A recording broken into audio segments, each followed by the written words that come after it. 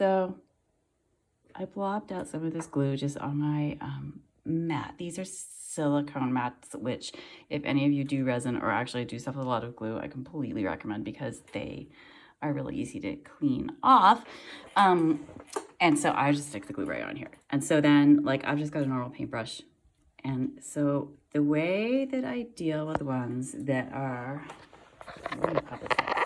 that are like these, which are these. Okay, so like these that are inkjet prints, which can, you know, they're water soluble, so inks, so they can run really easily. So these I just do really fast. Oh my goodness, set this up. Okay, and it's gonna be filling me, and that's just not happening. Here we go. Okay, so I'm gonna do it like super fast, just like go over it as quickly as possible. Yeah. And then leave it. It doesn't actually matter if there's blobs of it everywhere because it all kind of dries even. I don't know. It just does. Do that one. And then that one. And what you'll see, like once these are actually starting to dry, is that it actually doesn't, I don't know whether it's the configuration of this kind of glue or if it's just because it dries so fast or what, but actually like nothing's really smudged. So I have a pretty good inkjet printer, and I think also that this glue is probably, because it's meant for this, it works well. Okay, so I've also got here, I'm gonna show you this too, because these are these little cutouts from Chinese joss paper, which I've had in my desk for about 20 years, so I decided to start using bits of it for stuff. So the reason I've got this here is because this is one where the ink is really not, it's just really bad ink. It's really permeable, and like it just runs really easily. So, but like even with this, I find, so like these, if you do them really fast, whoops, that's gonna be perfect. Okay, so yeah, if you do them really fast, then I'm not sure if you can see this, but like you can see it bleeding a little bit, like on the edges of like the red and white, but actually it's still pretty good. And so like now these butterflies that are almost done, you can see that they're drying really even. Okay, and that one is probably dry enough for me to flip over. So then what I do is I literally just flip it over and do the other side. Okay. And that you don't have to be as careful with because A, you've already got glue now on the stuff that actually matters, and also there is no ink on that side. So although it does soak through, I wouldn't say it's like really a particularly huge problem in terms of coming through from the other side.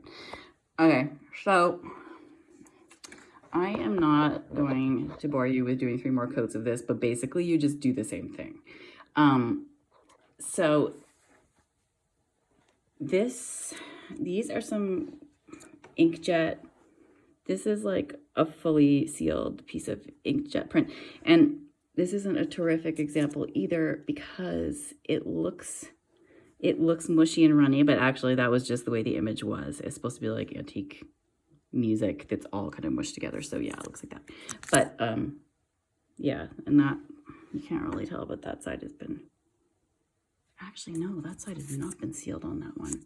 Okay, the reason why that side has not been sealed is because I was going to stick these down into bezels, in which case it doesn't matter. But whatever. You can see it gets kind of like crunchy and kind of hard once it's been sealed enough. Which matters with these butterflies if I'm going to stick them in the middle of something and they kind of need to float like that green one. You just kind of have to flatten it first. But if it's something like these, or there's another one that was on the inkjet as well, just came out badly with the bubbles, but that I will have stuck that down into the bezel. The bezel is the metal part, see the back of it, and yeah, I would have stuck it down with the glue and then just like sealed the top of it. But that's another can of worms, which I'm not really sure we need to get into because I don't think that's what you're doing. So yeah, the most important thing if you're going, well, you are using bezels. Okay, so yeah, what I would do is I would seal it in the bezel like this. So glue it down and then like do what I did with those butterflies, but obviously you don't need to flip it over. You just need to make sure that both sides, no, sorry, that you do 3 coats on top and that you get all the way into the corners of the bezel so that nothing can get underneath it. And the reason why, I've got another example of that. Don't judge me for the cheesy Bible quote piece here. This is the land I live in. So I've got this. So you can actually see, these were keychains I did for something, but that is one I never gave to the people because in that bottom left corner, you can see there's like, it looks like a watermark, which is basically exactly what it is. It means that I didn't seal that corner well enough. I didn't like put the glue all the way around the paper. And so the resin found a way to soak into it, and now, like, I mean, this is months old. It's totally dried. It's never going to change.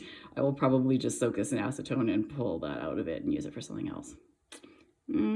Okay, so that is sealing things 101 with glitter. Oh, also, just while we're sitting down here, this is the stuff that I use for gluing jewelry components like, I'm trying to find one here. Okay, so that's got that, whoops, what are we doing? So that hook on the back of it is glued on with this stuff, and it literally doesn't move once it dries, and it dries really fast. So it's good for jewelry making. Yeah, okay, well, that's about enough for me. So I will go put this on that thing, YouTube, and post it for you so that you can all have this fun experience of hearing me talk about my weird hobby. Okay, bye.